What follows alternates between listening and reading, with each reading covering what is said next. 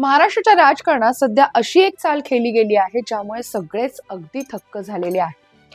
उपमुख्यमंत्री अजित पवार आणि शिवाजीराव कर्डिले यांच्या निधनानंतर बारामती आणि राहुरी या दोन जागा जणू ठरल्यासारख्या बिनविरोध होणार असंच चित्र होतं. राजकीय समीकरणं शांत होती आणि सगळं काही सुरळीत पार पडेल असं देखील वाटत होतं. पण अचानक खेळ बदलला.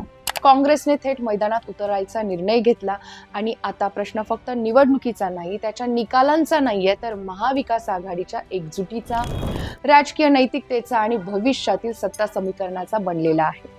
मंडळी, हा फक्त एक निर्णय नाहीये, हा एक राजकीय सिग्नल आहे जो पुढच्या मोठ्या घडामोडींची चाहूल देतोय.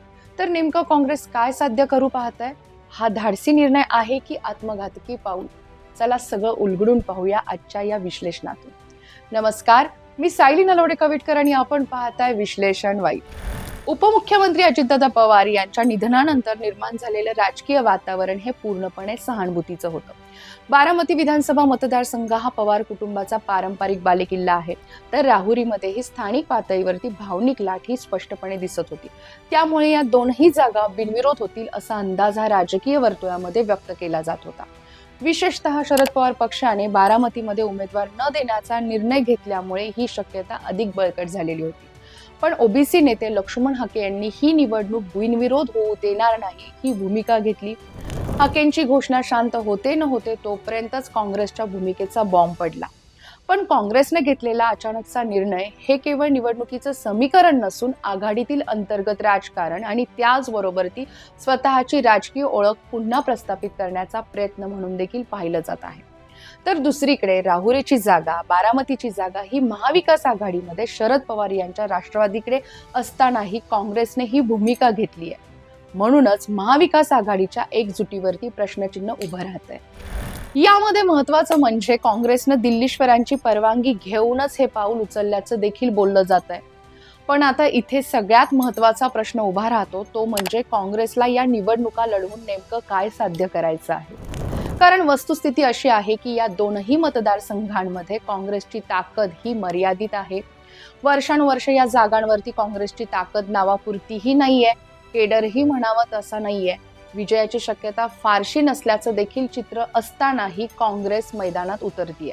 म्हणजेच हा निर्णय हा केवळ जिंकण्यासाठी या निवडणुकीपुरता नाहीये, हा निर्णय म्हणजे एक राजकीय चाल आहे. याची कारणं काय आहेत हे जाणून घेणं ही तितकंच गरजेचं आहे. पहिलं कारण म्हणजे स्वतःचं अस्तित्व ठळकपणे दाखवणं. महाविकास आघाडीमध्ये काँग्रेसला अनेकदा दुय्यम भूमिका दिली जाते अशी भावना त्यांच्या पक्षामध्ये आहे. या निर्णयातून काँग्रेस स्पष्ट सांगू पाहते, आम्ही अजूनही ताकदवान आहोत आणि आम्हाला दुर्लक्षित करू नका. दुसरं कारण म्हणजे भविष्यातील जागा वाटप.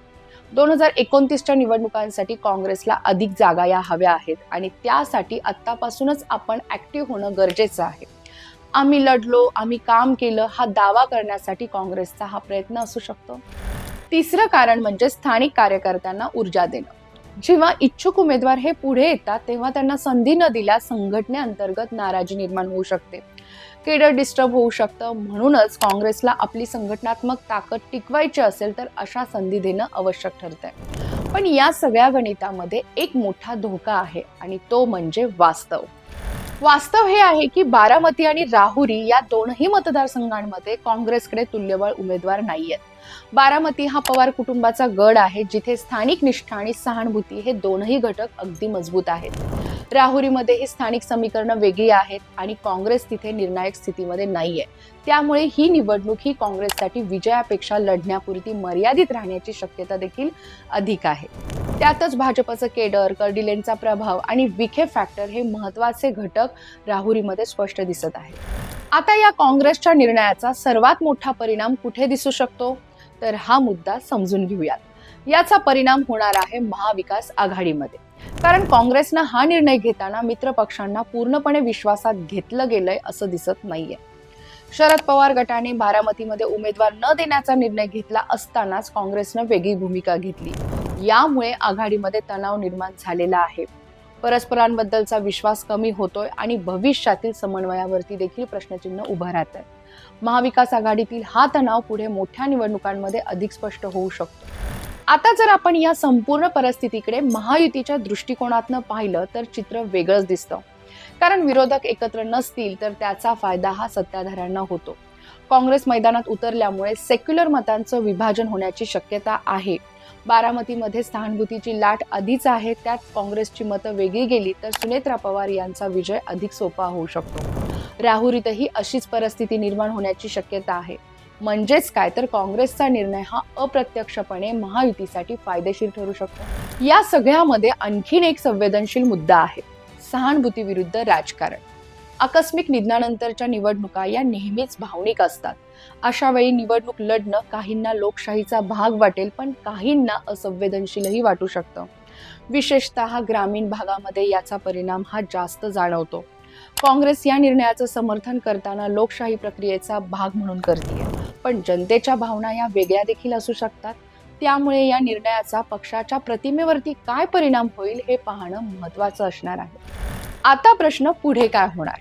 उमेदवार जाहीर होत आहेत, प्रचार सुरू झालाय आणि 23 एप्रिलला मतदान होईल आणि 4 मे रोजी निकाल देखील लागेल. पण खरी गोष्ट म्हणजे निकालापेक्षा मोठा परिणाम होणार आहे तो म्हणजे राजकीय संबंधांवरती. महाविकास आघाडीची एकी टिकेल का की त्यात तडे जातील हे या निवडणुकीनंतर अधिक स्पष्ट होईल. कारण दोनही जागांवरती लढले तरी फायदा कितपत होईल याबाबत राजकीय वर्तुळामध्ये साशंकता व्यक्त केली जात आहे. शेवटी काँग्रेसचा हा निर्णय धाडसी आहे, पण तो धोकादायकही तितकाच आहे. एकीकडे पक्ष आपली ताकद दाखवण्याचा प्रयत्न करतोय तर दुसरीकडे आपल्या मित्र पक्षांशी असलेले संबंध देखील ताणतोय. राजकारणामध्ये प्रत्येक चाल ही तत्काळ परिणाम देत नाही, पण तिचे दीर्घकालीन परिणाम हे नक्कीच होतात. त्यामुळे ही चाल काँग्रेससाठी मास्टर स्ट्रोक ठरेल की चुकीचा निर्णय हे येणारा काळच ठरवेल. मंडळी, तुम्हाला काय वाटतं? काँग्रेसने योग्य निर्णय घेतला आहे की चुकीचा? तुमचं मत हे कमेंट बॉक्समध्ये नक्की सांगा. व्हिडिओ आवडला असेल तर लाईक करा, शेअर करा आणि चॅनलला नक्की सबस्क्राईब करा. पुन्हा भेटूया नव्या विषयासह. तोपर्यंत जय महाराष्ट्र.